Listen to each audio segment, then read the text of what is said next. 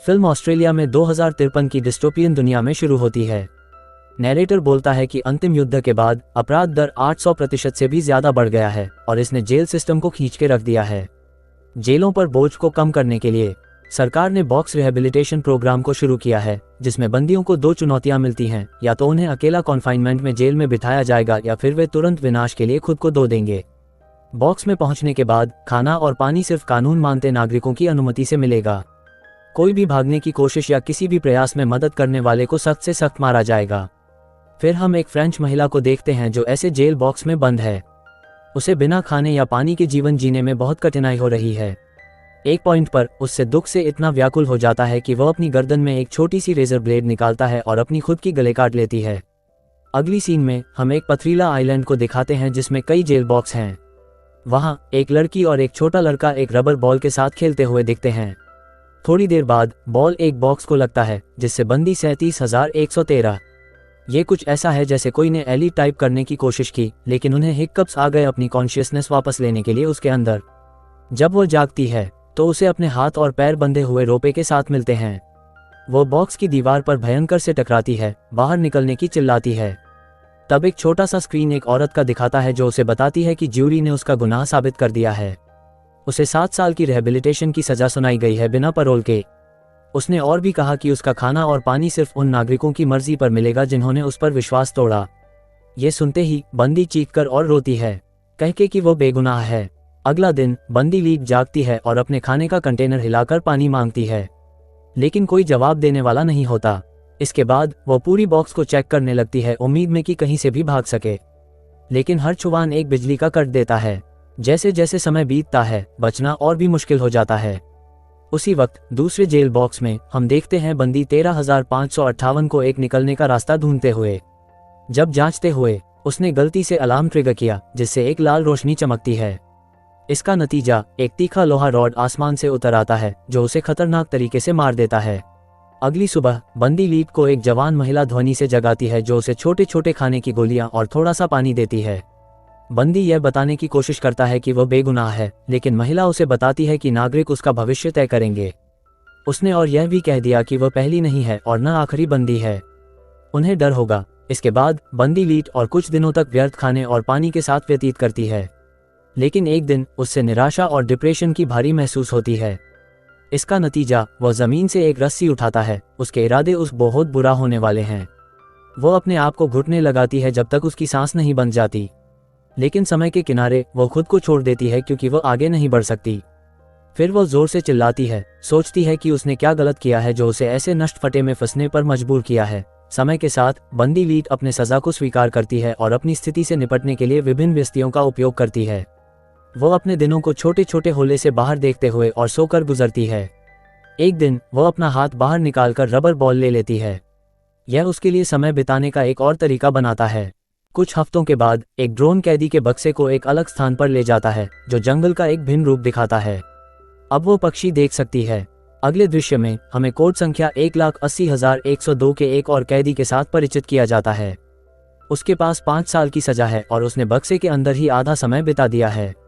2 और आधे वर्षों के बाद उसने स्वीकार किया है कि उसके पूर्व कार्यों के परिणाम के कारण वहां सीमित रहना न्यायसंगत है।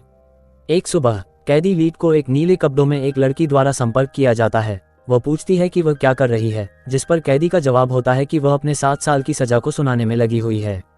लड़की एक बातचीत शुरू करती है, पूछती है कि क्या वो विलियम शेक्सपियर के बारे में सुनी है।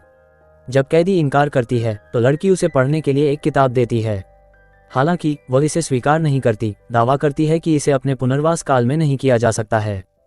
उनकी बातचीत के बीच लड़की कैदी ली को और करीब आने के लिए कहती है, जिसके बाद वह उसके हाथ पकड़ती है और शेक्सपियर की किताब से कुछ पंक्तियां उच्चारित करती है जो उसे अच्छा महसूस कराती है। इसके बाद लड़की ने उससे एक छोटे से बैग दिया जिसमें खाने की गोलियां थी और अलविदा कहकर चली गई, वादा करते हुए कि फिर मिलेंगी। इसके परिणामस्वरूप कैदी लीड को इतनी देर बाद इंसानी संपर्क से प्रेरणा मिलती है। इसका असर होता है कि वो जमीन पर लेट जाती है और खुद को छुट्टी कर लेती है, बिना सोचे कि सीसीटीवी कैमरा सब कुछ रिकॉर्ड कर रहा है। बाद में जब वो खा रही होती है, कैदी लीड खाने के पैकेट के अंदर एक छोटा सा किताब ढूंढती है। वह सर्वेलिंग कैमरा से मुंह फेर लेती है और उसे खोल देती है। तब पता चलता है कि ये एक विलियम शेक्सपियर की किताब की नकल है। उसके बाद कैदी लीड अपने बचाए हुए पानी का इस्तेमाल करके अपने आप को साफ करती है।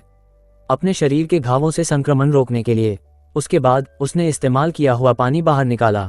खुली जगह से सीसीटीवी कैमरा उससे पीने का पानी बर्बाद करते हुए देखता है और नतीजा ये होता है कि वह फिर से समुद्र किनारे को भेज दिया जाता है। कुछ देर बाद पहले की सिविलियन लड़की उसके पास आती है और पूछती है कि वो यहाँ कैसे पहुंची, लेकिन सीधा जवाब देने के बजाय कैदी यह पूछती है कि नागरिक कैसे तय करते हैं कि सब कैदियों में से किसे खिलाएं। लड़की मान लेती है कि वो बस बक्सों के बीच में घूमती है, कैदियों से बात करती है और उन्हें खाना देती है।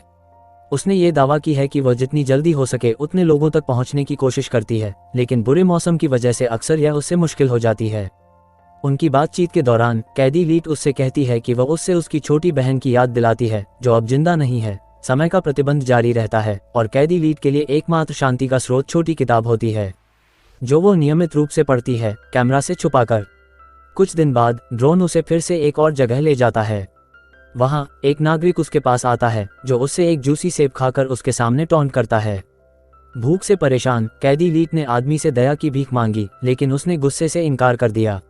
यह मेरा सेब है। उसने दावा किया कि सभी कैदियों को किसी दया के बिना फांसी दी जानी चाहिए। फिर भी वह अपना सेब उसे देने को तैयार है, एक शर्त के तहत कि वह अपने सुख को पूरी करने का अनुमति दे। हालांकि यह कानून के खिलाफ है, लेकिन भूख से प्रेरित कैदी तुरंत उसकी शर्त को मान लेती है। फिर उसने अपनी अंडरपैंट्स उतार दी और उसने अपना मनोरंजन करने दिया। इस अश्लील लेन देन के बीच में एक पेट्रोल करने वाला ड्रोन उसे पकड़ लेता है और तुरंत गोलियां चलाता है। अपराधी को तुरंत मार डालता है। एक गोली कैदी के पैर में लगी, जिससे उसे बहुत दर्द होता है। इस पर भी वो अपना हाथ बाहर निकालता है और मुर्दे नागरिक से एक सेब निकालता है। उसने तुरंत उसे खा लिया, लेकिन उसकी निराशा का कारण है कि फल में कीड़े थे, जिससे उसे उल्टी आने लगती है। उसी रात कैदी लीट एक तेज सायरन से जगती है और एक आवाज उसे बताती है कि उसने भोजन के लिए व्यापार करने की कानून को उल्लंघन किया है। यह उल्लंघन सजा का कारण है, 7 दिनों तक नींद न आने का, जिसे आवाज पहली और आखिरी चेतावनी के रूप में कहती है। इसका परिणाम ये होता है कि अगले दिनों उसके लिए जैसे दोज़ख का सजा होता है, क्योंकि हर बार जब वह अपनी आंखें बंद करता है एक बड़ा सायरन और चमकते हुए लाइट्स आते हैं। अपनी नींद से बचने की मजबूरी में वह अपना सिर दीवार से टकराती है, अपने आप को चोट पहुंचाती है। और इसके अलावा लंबी नींद की कमी उसे एक भ्रामक स्थिति में ले जाती है, जिसमें वह अपने आईना दर्पण जैसा रूप देखने वाले महाराज की कल्पना करती है। अंत में 7 दिन बीत जाते हैं और उसकी सजा खत्म हो जाती है। उसका थका हुआ दिमाग अंत में वही आराम पाता है जिसे वह चाहती है। उसके बाद वह दिनों तक सो जाती है। एक रात उसने कुछ आतिशबाजी की आवाज सुनी।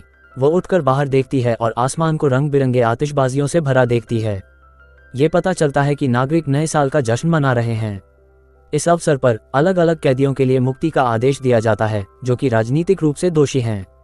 इस प्रकार कैदी लीट अपनी सजा जारी रखती है। एक दिन एक बुढ़ापा का उम्र वाला महिला प्रिशन बॉक्स के पास आती है और कैदी लीट से बात करती है। उसने अपने खुद के 15 साल की कठिन परिस्थितियों की कहानी बताई, कैसे उसने एक ऐसे बंधन में जीवन गुजारा जो उससे मजबूत लेकिन आनंदित व्यक्ति बनाया। उसने फिर कैदी की तरफ एक पुराना जंजीर से भरा हुआ रेजर ब्लेड फेंका और चली गई। अगला सीन दिखाता है कैदी लीट को फिर से उसी शेक्सपियर प्रशंसक के द्वारा निकट आते हुए। पहले लीट सोचती है कि वो सिर्फ चीजें देख रही है, लेकिन लड़की उसे यकीन दिलाती है कि वो असली है। हाँ, यही तो मेरी कल्पना का एक भाग होता, लीट उत्तर देती है। लड़की उसे पानी पिलाती है और भी शेक्सपियर की पंक्तियां बोलती है। थोड़ी देर के लिए लीट के दर्द को कम करती है। कुछ महीने बाद लीट के पेट में स्पष्ट रूप से बढ़ोतरी हो जाती है। पता चलता है वो उस आदमी के बच्चे से गर्भवती है जिसने उसे सेब पेश किया था।